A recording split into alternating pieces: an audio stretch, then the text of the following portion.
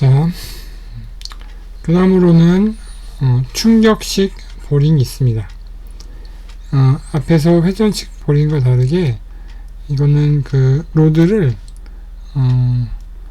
충격, 그러니까 위에 망치로 못을 박는 것처럼 충격을 이용해서 구멍을 내는 방식입니다. 마찬가지 비슷한데 얘를 케이싱을 밑에 케이싱 있으면 케이블 있잖아요. 그래서 여기서 도르를 올렸다가 이렇게 풀면 케이싱이 밑으로 박히는 거죠. 이런 식을 반복해서 땅을 파는 경우에요. 땅을 판 다음에 그 판 위치에 따라서 지층의 상태를 검토할 수 있는 보링 방법 중에 하나이죠. 그 다음에 오거 보링이라는 게 있어요. 오거가 뭐냐면 나사형 송곳이에요. 앞에 있는 그 보링 같은 경우에는 막대형이었다면 나사형 송곳으로 되어 있어서 이게 점토층은 회전식이나 충격식 이런 걸로 좀 내려가기가 힘들어요. 왜냐면 점착력 때문에 좀 힘들기 때문에 이때는 오거라는 끝이 나사형 송곳으로 되어 있는 기계를 이용해서 보링을 하게 됩니다. 이렇게 되어 있어요. 그래서 오거 보통 여기 트럭에 탑재된 경우도 있지만 그렇지 않은 경우도 많아요. 그래서 이런 식으로 이런 것들을 많이 봤을 거예요. 우리 그 기초공사 하는 데 가면 이런 큰 그 막대 모양의 나선이 달려있는 걸로 땅을 파는 걸 볼 수가 있어요. 이게 땅을 파는 게 아니라 그 지반 조사를 하는 그런 방법이라고 할 수 있습니다. 그래서 뭐 이렇게 깊지 않은 경우에는 이렇게 수동식 손잡이로 해서 얘를 돌리는 거죠. 이렇게 돌려서 지반 조사를 하기도 합니다.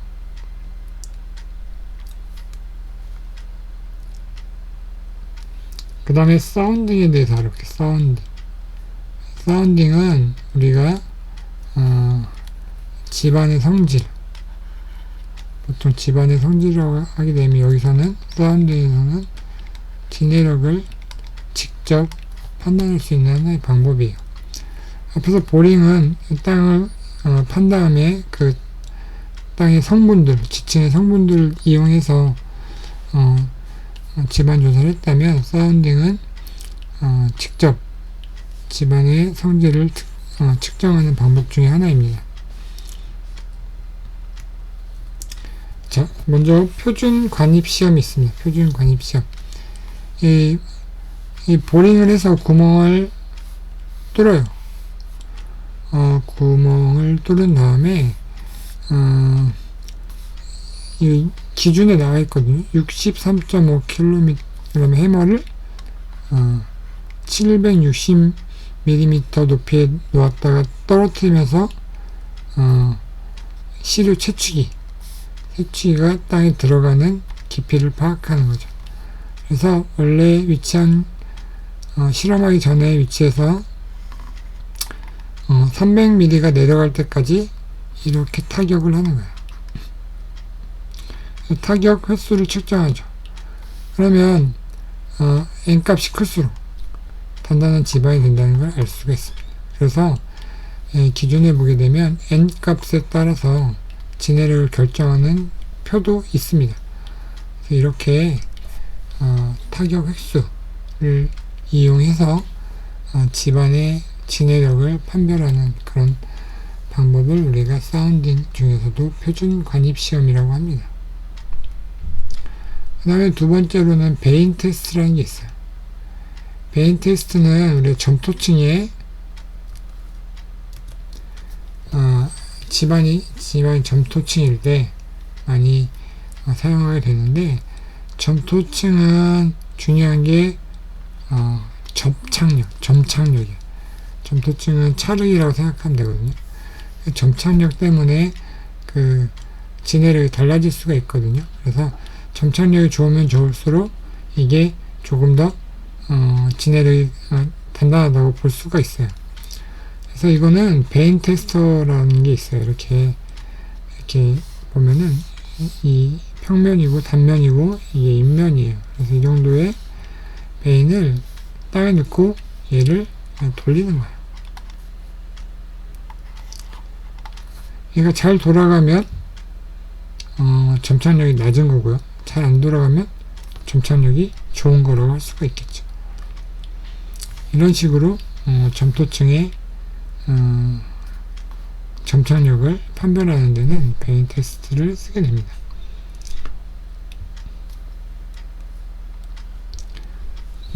그 다음에 토질 시험에 대해서 알아봅시다. 아까 보링이나 이런 땅 파기를 시험 파기를 통해서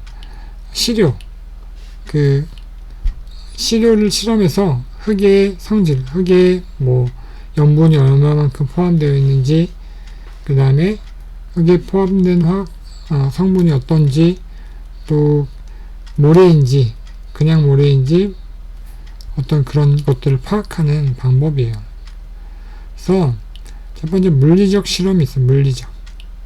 그래서 비중, 이게 비중, 함수량, 물을 포함하고 있는 정도, 그다음에 액성 한계, 소성 한계 등 필요한 것들을 검토하는 시험이고요. 화학적 시험은 pH, 산도, 그 다음에 유기물 함량, 염화물 함유량 이런 것들이 들어가 있습니다. 우리가 콘크리트로 집안을 설계할 때 기초가 콘크리트일 때 또는 철골일 때 대부분인데, 이 화학적 시험에 의해서 기초가 부식되거나 손상될 수가 있어요. 그래서 화학적 실험을 한 결과를 토대로 코팅 처리라든가 콘크리트 같은 경우에는 그 표피 두께, 피복 두께 같은 걸 결정하고, 철골 같은 경우에는 방청 재료 같은 것들을 우리가 결정하게 되는 것이죠. 그 다음에 역학시험. 역학시험은 안밀 전단 해가지고 얘가 흙이라는 것들, 지반이라는 것들이 기초에 의해서 압축력을 받게 돼요. 압축력을 받게 되면 흙도 하나의 재료이기 때문에 안밀, 압축된다는 거죠. 전단, 흙이 끊어진다는 거죠. 경암 같은 경우에는 단단하기 때문에 하중에서 이렇게 크랙이 발생해서 끊어질 수가 있거든요. 그래서 이런 힘에 대해서 어느 정도의 능력을 가지고 있는지를 우리가 채취된 그런 흙을 이용해서 이런 실험들을 통해서 그 능력들을 판단할 수 있는 것이 토질 시험이라고 할 수 있습니다. 그 다음에 진해력 실험을 하는 시험이에요. 시험이 있는데 평판 제하 시험이라는 게 있어요. 이게 우리가 앞에서 얘기했듯이 흙의 종류에 따라서 진해력이 표로 결정되어 있다고 했죠. 근데 그거는 이제 추정치예요. 추정치이기 때문에 우리가 정확한 진해력을 판단하기 위해서 시험을 합니다. 실험 방법은 기초가 놓인 위치에 지름이 300mm인 원형 철판을 올려놓습니다. 그리고 철판 위에 그 다음에 철판 위에 하중을 제하하는 거죠. 하중을 제하면 그 철판이 내려앉겠죠. 치마가 되겠죠. 집안 치마. 철판이 이렇게 놓여있고 하중을 가하게 되면 얘가 이렇게 내려올 거 아니에요. 이렇게 그 치마량을 측정하게 되면 어떤 하중에 따라서 치마가 되는 순간에 하중이 진해력이 되겠죠. 그 다음에 허용 진해력을 산정하고 시험 방법이 케이스 기준에 포함이 되어 있어요. 이거 사진을 보면 설명할게요. 요게 지금 지름이 30mm, 300mm 두꺼운 철판이에요. 지금 이 위치는 기초가 놓일 위치예요. 그 다음에 여기다가 유압을 강해서 얘가 버틸 수 있도록 유압을 강하고, 요 위에는 이게 하중을 가하는 물체예요. 물체를 넣고 시작을 합니다. 시작을 하게 되면 여기 얘는 움직이지 않고, 여기 보면 LVDT라고 수직 방향의 이동량을 측정할 수 있는 기계예요. 그래서 처음에 하중을 제어하기 전에는 얘가 0의 값을 갖겠죠. 그리고 하중을 가해지기 시작하면 하중의 무게에 따라서 얘가 내려앉으니까 여기서 측정량이 1mm, 2mm 이런 식으로 측정을 할 수가 있어요. 밀리미터로. 그래서 이 측정 값을 통해서 이 판이 얼마만큼 내려앉았는지, 치마됐는지, 이 무게에 따라서 얼마만큼이 치마가 되는지를 우리가 판단을 할 수가 있어요. 그러면 그때 이 위치, 철판이 놓인 위치에 진해력을 우리가 결정할 수가 있죠.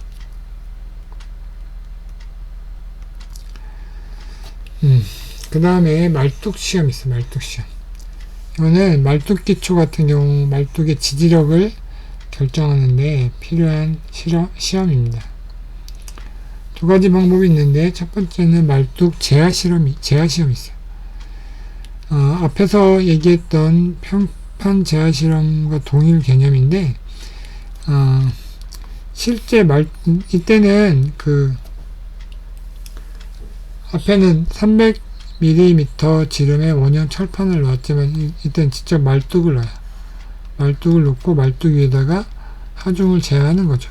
그래서 하중의 크기에 따라서 말뚝이 얼마만큼 침하되는지 판단해서 말뚝의 지지력, 이때는 진해력이 아니라 말뚝의 지지력을 결정하는 시험 방법입니다. 그 다음에 말뚝 바퀴 시험이라고 있어요. 여러분 항타 아나요? 항타? 항타가 뭐냐면 이렇게 말뚝 같은 거 박을 때 이 집안 있고 말뚝이 이렇게 있잖아요. 그러면 여기 위에다 큰 항타기가 있어요. 새로 된 거. 그래서 줄로 잡아매요. 줄을 얘를 올렸다가 떨어뜨려요. 떨어뜨리면 얘가 내려오면서 말뚝을 박겠죠. 망치로 못을 박는 것처럼 말뚝이 이게 들어가는 거예요. 그래서 이 들어가는 위치를 결정하고, 이 항타의 무게랑 어느 정도 위치에서 떨어뜨렸는가, 그런 방법으로 우리가 하중을 결정하고 하중에 따른 지지력도 결정한다는 거죠. 이게 보통 말뚝 제하 시험보다는 신뢰성이 조금 떨어져요. 왜냐면 이게 항타라는 게 정확하게 이 중심을 때릴 수 없는 그런 단점이 있어요. 그리고 못을 박을 때도 못에 정확히 중앙을 박아야 이 일자로 박히잖아요. 그렇지 않으면 이렇게 사선으로 박히던가 아니면 튕겨 나오던가 하잖아요. 그래서 말뚝 제하 시험이 좀 더 신뢰성이 높고요. 그 다음에 소음 문제도 있어요. 항타 시험을 하게 되면 이게 주변에 주거지가 없으면, 사무실이 없으면 괜찮겠지만, 주변 인접 건물에는 굉장히 큰 소음이 되기 때문에 항타 시험에는 그런 조금 단점이 있다는 거. 하지만 말뚝 시험에는 이 두 가지 방법이 많이 쓰인다는 것을 알려드립니다. 말뚝 실험이에요. 말뚝 실험인데 여기 말뚝이죠. 말뚝에 위에다가 잭을 달아서 무게를 합니다. 그럼 얘가 내려오겠죠. 내려오는 거는 아까 얘기했던 이게 LVDT, 침해량을 측정하는 장치예요. 그래서 이 무게를 계산하죠. 무게 얼마일 때 얼마 내려가는지를 하는 게 사중 이용 방법이고요. 이건 시험 말뚝이 있고 발령 말뚝, 얘는 버티는 거예요. 버티고 무게를 여기다 놓게 되면 이 무게 때문에 얘가 내려앉게 되겠죠. 이것도 다이얼 게이지로 측정하게 됩니다. 그 다음에 어스 앵커 방법은 여기 어스 앵커를 박아서 얘를 돌리게 되면 줄이 당겨지게 되죠. 줄이 당겨지면 얘가 내려가게 돼요. 어스 앵커는 이 줄이 얼마만큼 당겨지는지 줄의 그 능력, 장력들을 측정할 수가 있어요. 줄의 장력을 이 하중으로 치환을 하고 하중 때문에 들어가는 그 말뚝의 깊이를 측정하는 거죠. 얘는 아까 얘기했던 말뚝 시험 방법 중에 제하 시험이에요. 제하 시험. 그리고 여기 헷갈리지 말아야 될 것은 앞에 평판 제하 시험은 지내력을 판단하는 거였고 여기서는 지내력이 아니라 말뚝의 지지 능력을 살피는 거예요. 이 말뚝을 어떤 재료로 하느냐, 어떤 강도로 하느냐, 어떤 크기로 하느냐에 따라서 이 들어가는 깊이가 달라져요. 지내력은 똑같아도. 그래서 말뚝의 지지 능력을 평가하는 실험이라고 생각하시면 됩니다. 여기 보면 앞에서 그림을 실제 사진으로 본 거예요. 여기 보면 여기 말뚝이에요. 말뚝. 그 위에다가 이렇게 무거운 하중을 가하는 거죠. 이런 철골을 하나씩 가해지면서 얘가 얼마만큼 제어되는지를 요 사람이 측정을 하는 거예요.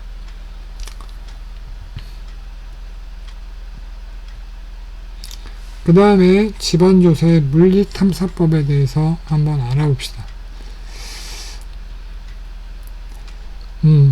우리가 대지 면적이 넓은 경우가 있어요. 넓은 경우 있을 때 우리가 그 보링을 통해서 땅을 파악하기에는 전반적인 파악이 안 돼요. 그래서 국지적인 부분에 판단이 되는데 우리가 물리 탐사를 통해서 넓은 면적의 지층의 구성 상태를 파악하는 거예요.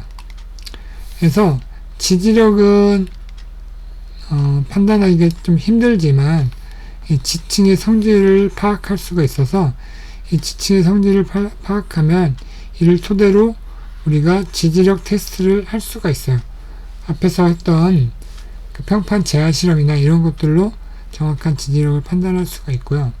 그 다음에 그 방법에는 뭐 전기 탄삽, 방사능, 탄성 파괴 이런 식으로 기계들이 있어요. 기계들을 통해서 이게 집안의 구성 상태가 어떻게 되어 있는지를 보게 되는데 이게 건축뿐만 아니라 지질학과 같은 경우에도 퇴적층을 살필 때 그런 것들 살필 때도 이 물리탐사법이 적용이 됩니다. 그 다음에 집안 계량에 대해서 한번 알아봅시다. 우리가 집안을 조사를 했는데 우리가 원하는 집안의 상태가 아니에요. 그렇다고 건물의 규모를 줄이거나 이럴 수도 없잖아요. 그래서 우리가 집안의 상태, 다시 말하자면 지지력 이런 것들을 좋게 하기 위해서 하는 방법, 공사가 집안 계량입니다. 집안 계량에는 사용되는 공법들을 한번 알아볼게요.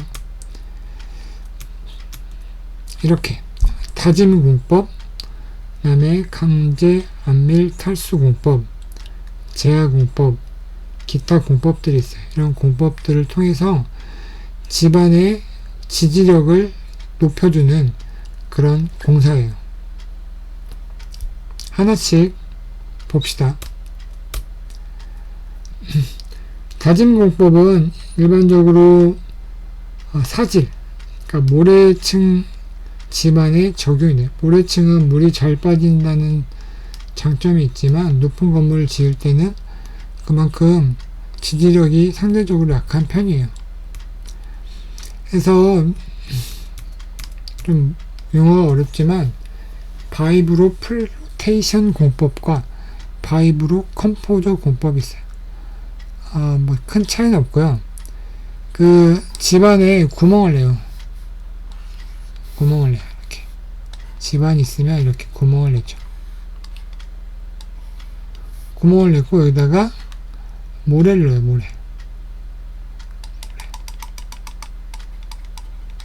모래를 넣은 다음에 여기를 다지는 거죠. 기계 등으로 꾹꾹꾹 눌러서 다져요.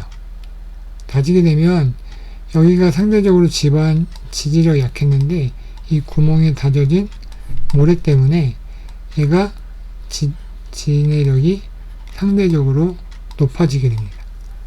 그래서 이렇게 다져 넣게 되면 밀도가 증가하니까 당연히 지지력도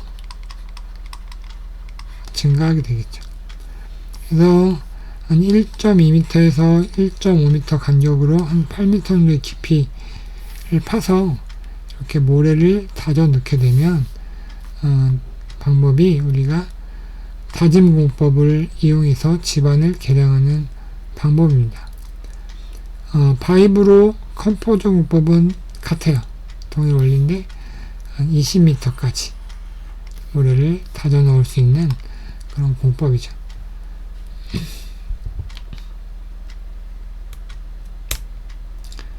그 다음에 강제 안밀 탈수 공법이 있는데 말 그대로 탈수,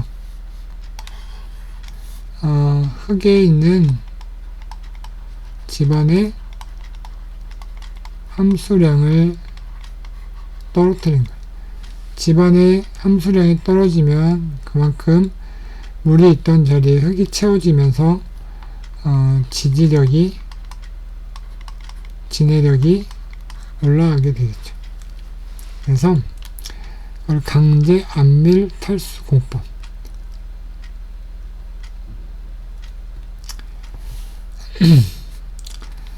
이게 하중을 집안에다가 우리가 하중을 가하죠. 하중을 가는데 우리가 그 집안 위에 올라갈 수 있는 건물의 중량을 추정하는 거죠. 그걸 가하게 되면 이가 무게를 가하게 되면 이 속에 있는 물들이 이렇게 빠져나와요. 수분을 탈수하게 되는 거죠. 그래서 일반적으로 점토질, 진흙질 같은 경우에는 이 물을 빼내기가 쉽지가 않기 때문에 이렇게 눌러서 물을 빼내는 경우이기 때문에 상당히 효과적이고, 그 다음에 이 하중을 제거하면 집안에 변화가 없다는 게 뭐냐면 이 물이 있던 자리에 눌러주면 물이 빠져나가면서 이 자리를 밑에 있는 흙들이 이렇게 채워줘요. 채워주기 때문에 이 집안이 뭐 내려앉는다거나 아니면 집안이 그런 경우가 없고, 또 얘가 진흙질이었는데 뭐 사질로 바뀐다든가 이런 것도 없어요. 하지만 집안 변화는 없지만 그 다음에 지지력이 높아진다, 강도가 높아지기 때문에. 그러면 강제 안밀 탈수 공법에는 여러 가지 방법이 있어요. 첫 번째는 샌드 드레인 공법인데 그림을 볼게요. 이 내용을 이렇게 돼요. 그림 한번 보면 설명이 쉽게 돼요. 이렇게 있는데 여기다 이렇게 구멍을 뚫고 그 다음에 모래를 넣어요. 모래를 넣게 되면 이 모세관 현상으로 인해서 여기 있던 물이 이 모래 쪽으로 빨려 들어오고 다시 이 물이 여기로 올라가서 이쪽으로 빠지게 돼요. 그래서 연약한 점성토층에 있는 물이 이 샌드 기둥, 이 샌드 기둥들을 통해서 물을 뽑아낼 수 있는 방법이 당연히 여기다가 제어를 하게 되는 거죠. 눌러서 물을 빼내는 경우에. 그 다음에 두 번째는 팩드레인이 있어요. 팩드레인은 샌드 드레인과 동일한데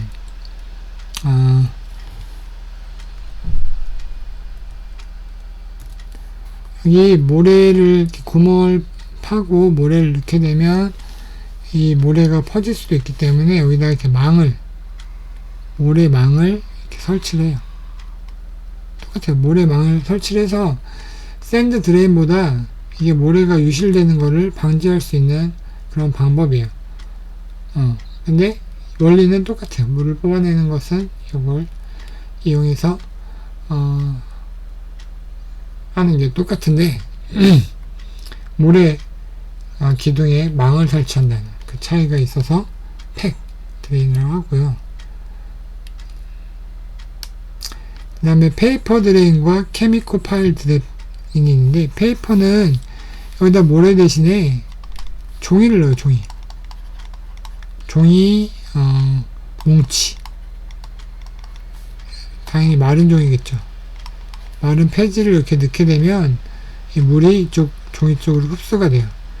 그러면 신발 같은 거 말릴 때 안에다 신문지 넣게 되면 신발 안에 있는 수분을 그 신문지가 빨아들여서 신발을 쉽게 말릴 수 있잖아요. 마찬가지예요. 여기다도 구멍을 뚫고 모래 대신에 종이 뭉치들을 넣게 되면 이 점성토층에 있는 수분을 제거할 수가 있죠. 그래서 페이퍼 드레인. 그 다음에 케미컬 파일 드레인은 생석회라고 해서 석회화 물질,